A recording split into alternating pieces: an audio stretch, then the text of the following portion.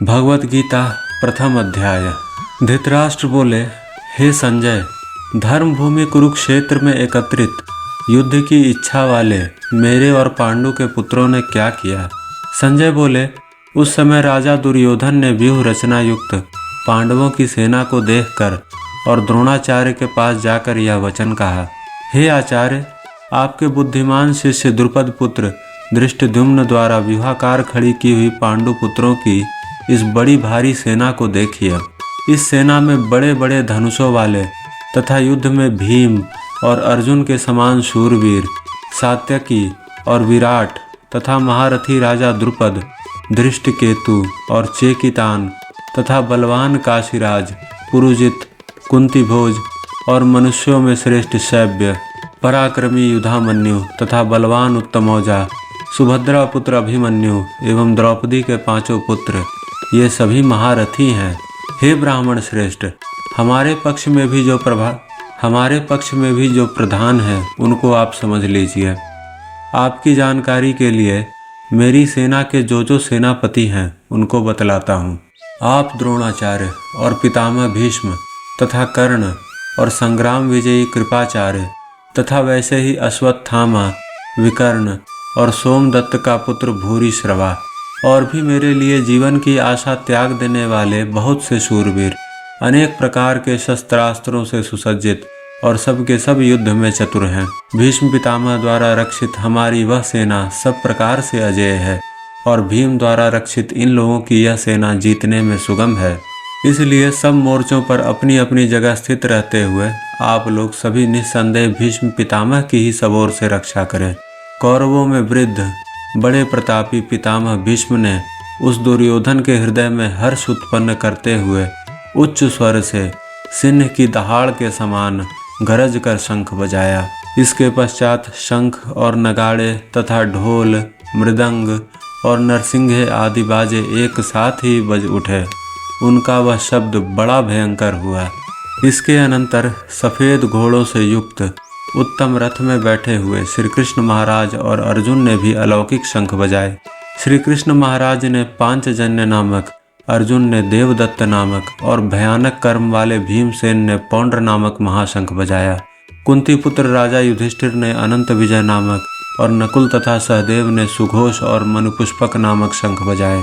श्रेष्ठ धनुष वाले काशीराज और महारथी शिखंडी एवं धृष्टद्युम्न तथा राजा विराट और अजेय सात्यकी, राजा द्रुपद एवं द्रौपदी के पांचों पुत्र और बड़ी भुजा वाले सुभद्रा पुत्र अभिमन्यु, इन सभी ने हे राजन सब ओर से अलग अलग शंख बजाए और उस भयानक शब्द ने आकाश और पृथ्वी को भी गुंजाते हुए धार्त राष्ट्रों के अर्थात आपके पक्ष वालों के हृदय विदीर्ण कर दिए।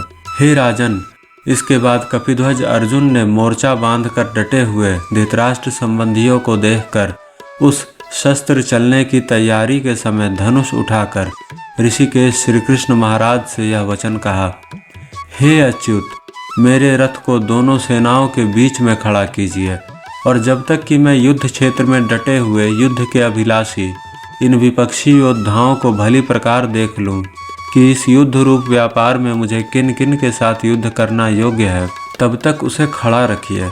दुर्बुद्धि दुर्योधन का युद्ध में हित चाहने वाले जो ये राजा लोग इस सेना में आए हैं, इन युद्ध करने वालों को मैं देखूंगा।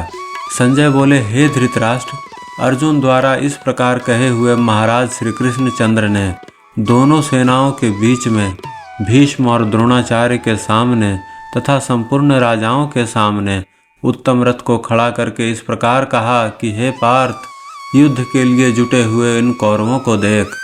इसके बाद पृथापुत्र अर्जुन ने उन दोनों ही सेनाओं में स्थित ताऊ, चाचों को, दादों, परदादों को, गुरुओं को, मामाओं को, भाइयों को, पुत्रों को, पौत्रों को तथा मित्रों को, ससुरों को और सुहृदों को भी देखा। उन उपस्थित संपूर्ण बंधुओं को देखकर वे कुंती पुत्र अर्जुन अत्यंत करुणा से युक्त होकर शोक करते हुए यह वचन बोले। अर्जुन बोले, हे कृष्ण, युद्ध क्षेत्र में डटे हुए युद्ध के अभिलाषी इस स्वजन समुदाय को देखकर मेरे अंग शिथिल हुए जा रहे हैं और मुख सूखा जा रहा है तथा मेरे शरीर में कंप एवं रोमांच हो रहा है। हाथ से गांडीव धनुष गिर रहा है और त्वचा भी बहुत जल रही है तथा मेरा मन भ्रमित सा हो रहा है, इसलिए मैं खड़ा रहने को भी समर्थ नहीं हूँ। हे केशव, मैं लक्षणों को भी विपरीत ही देख रहा हूँ तथा युद्ध में स्वजन समुदाय को मारकर कल्याण भी नहीं देखता।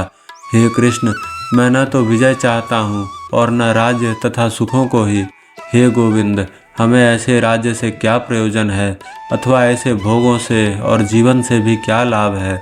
हमें जिनके लिए राज्य, भोग और सुख आदि अभिष्ट हैं, वे ही ये सब धन और जीवन की आशा को त्याग कर युद्ध में खड़े हैं। गुरुजन, ताऊ चाचे, लड़के और उसी प्रकार दादे, मामे, ससुर, पौत्र, साले तथा और भी संबंधी लोग हैं। हे मधुसूदन, मुझे मारने पर भी अथवा तीनों लोकों के राज्य के लिए भी मैं इन सबको मारना नहीं चाहता। फिर पृथ्वी के लिए तो कहना ही क्या है। हे जनार्दन, धृतराष्ट्र के पुत्रों को मारकर हमें क्या प्रसन्नता होगी। इन आतताइयों को मारकर तो हमें पाप ही लगेगा। अतएव हे माधव, अपने ही बांधव धृतराष्ट्र के पुत्रों को मारने के लिए हम योग्य नहीं हैं, क्योंकि अपने ही कुटुंब को मारकर हम कैसे सुखी होंगे। यद्यपि लोभ से भ्रष्ट चित्त हुए ये लोग कुल के नाश से उत्पन्न दोष को और मित्रों से विरोध करने में पाप को नहीं देखते, तो भी हे जनार्दन, कुल के नाश से उत्पन्न दोष को जानने वाले हम लोगों को इस पाप से हटने के लिए क्यों नहीं विचार करना चाहिए। कुल के नाश से सनातन कुल धर्म नष्ट हो जाते हैं। धर्म के नाश हो जाने पर संपूर्ण कुल में पाप भी बहुत फैल जाता है। हे कृष्ण, पाप के अधिक बढ़ जाने से कुल की स्त्रियां अत्यंत दूषित हो जाती हैं और हे वार्ष्णेय, स्त्रियों के दूषित हो जाने पर वर्ण संकर उत्पन्न होता है। वर्ण संकर कुल घातियों को और कुल को नरक में ले जाने के लिए ही होता है। लुप्त हुई पिंड और जल की क्रिया वाले अर्थात श्राद्ध और तर्पण से वंचित इनके पितरलोक भी अद्योग गति को प्राप्त होते हैं। इन वर्ण संकर कारक दोषों से कुल घातियों के सनातन कुल धर्म और जाति धर्म नष्ट हो जाते हैं। हे जनार्दन, जिनका कुल धर्म नष्ट हो गया है, ऐसे मनुष्यों का अनिश्चित काल तक नरक में वास होता है, ऐसा हम सुनते आए हैं। हा शोक, हम लोग बुद्धिमान होकर भी महान पाप करने को तैयार हो गए हैं, जो राज्य और सुख के लोभ से स्वजनों को मारने के लिए उद्धत हो गए हैं। यदि मुझ शस्त्र रहित एवं सामना न करने वाले को शस्त्र हाथ में लिए हुए धृतराष्ट्र के पुत्र रण में मार डालें, तो वह मारना भी मेरे लिए अधिक कल्याणकारक होगा। संजय बोले, रणभूमि में शोक से उद्विग्न मन वाला अर्जुन इस प्रकार कहकर बाण सहित धनुष को त्याग कर रथ के पिछले भाग में बैठ गया। इति श्रीमद् भगवद गीता रूपी उपनिषद एवं ब्रह्म विद्या तथा योग शास्त्र विषयक श्री कृष्ण और अर्जुन के संवाद में अर्जुन विषाद योग नामक पहला अध्याय।